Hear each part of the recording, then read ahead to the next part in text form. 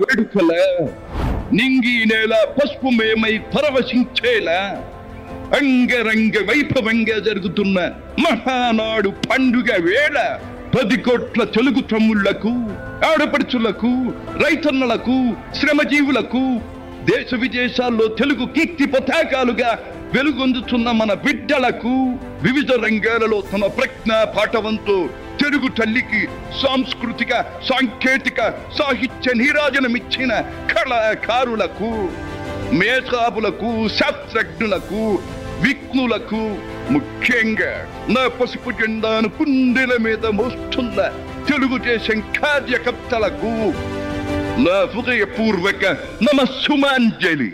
సరిగ్గా 43 ఏళ్లయింది నా తెలుగు వారి కోసం, నా తెలుగు జాతి ఆత్మ గౌరవం నిలపడం కోసం తెలుగుదేశం పార్టీ స్థాపించి. నేను స్థాపించాను అనే కన్నా పుట్టింది అనాలేము.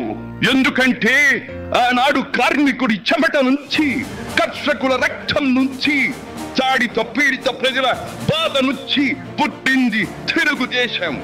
కులమత వర్గాలకు అతీతమైన నవ సమాజానికి సరైన నిర్వచనం చెప్పేందుకే తెలుగుదేశం పుట్టింది. పేదకు కనీస అవసరాలైన పూటకు పక్కెడన్నము, తన దాచుకోవడానికి పక్కా ఇల్లు, గౌరవం నిలుపుకోవడానికి ఒంటి మీద వస్త్రం, వీటితో పాటు రైతన్నల సంక్షేమం, ఆడపడుచుల అభ్యుదయం, బలహీన వర్గాలకు పాలనాధికారం, వీటిని అందించడం కోసం మొదలైన తెలుగుదేశం ప్రస్థానం ఆ తరువాత ఎన్నో మలుపులు తిరిగింది. కొత్త జగతికి, అపూర్వ ప్రగతికి పాటను వేసింది. హైదరాబాద్, సికింద్రాబాద్లకు ట్యాంకు బండతో నేను సాంస్కృతిక వారధి కడితే, ఆ తరువాత సైబరాబాద్ అనే కొత్త నగరాన్ని పుట్టించి తెలుగు నేలకు, ఆధునిక ప్రపంచానికి సాంకేతిక వారధిని కట్టించిన వాడు చంద్రబాబు. లక్షల రూపాయల జీతం గురించి ఏమారైనా కలగన్నామా? దాన్ని సాధ్యం చేసింది నా తెలుగుదేశం ప్రభుత్వమే అని చెప్పడానికి నాకు గర్వకారణంగా ఉంది.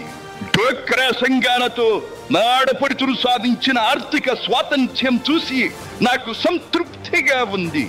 గోదావరిని కృష్ణమ్మతో కలిపేది ఎప్పుడో పోలవరం తెలుగు వారికి దేవుడిచ్చిన వరంగా రూపొందే శుభదినం ఎప్పుడో అని ఆనాడు నేను పలవరించాను. పట్టి సీమతో ఒకటి నెరవేరింది. పోలవరం పూర్తితో మరొకటి ఇంకా 2 ఏళ్లలో నెరవేరబోతోంది. రెక్కలు ముక్కలు చేసుకున్న డొక్క సగం నిండని పేద ప్రజానీకారికి ఇంత ఆదరవు కల్పించడానికే ఆనాడు కిలో 2 రూపాయల బియ్యం పథకం పెట్టాను.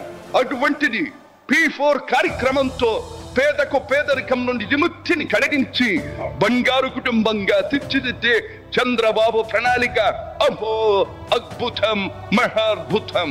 శాతవాహన సామ్రాజ్యానికి ఒకప్పటి రాజధాని నగరంగా బాసిల్లిన అమరావతి పేరిట నేడు నిర్మాణం జరుపుకుంటున్న ఆంధ్రుల రాజధాని నగరం దేవేంద్రుడు సైతం అసూయ పడేలా, మయూరి సైతం అప్పుల పడేలా రూపుదిద్దుకోవాలని మనసారా దీవిస్తున్నాను. క్రమశిక్షణాపూరితమైన అభ్యుదయ సమాజ నిర్మాణ శక్తిగా యువతను మలచడం కోసం ఆనాడు నేను కలను కన్నాను. యువగణానికి ప్రాధాన్యమిచ్చి యువశక్తికి పదును పెట్టి నా కలను నేడు తీరుస్తున్నాడు నా మనవడు లోకేష్. అంతేకాదు, అధికారానికి సరైన నిర్వచనం మానవ సేవ అని ఆనాడు నేను పాటించిన నియమాన్ని నేడు గతంలో ఆచరించి పార్టీ కార్యకర్తకైనా సాధారణ పౌరుడికైనా అండగా నిలుస్తూ నా వారసత్వానికి వన్నెదిస్తున్నాడు లోకేష్. గగన సీమ నుండి ఇది చూసి అయ్యా రే ఫలా ఫలా మనవడా ఫలా అని మురిసిపోతోంది నా మనస్సు. ఈ దేశం మనది, దేశ సమైక్యతే మా సిద్ధాంతం, మా రాష్ట్రాభివృద్ధే మా దేశాభివృద్ధే మా లక్ష్యం అంటూ ఆనాడు నిత్యం నినదించేవాడి.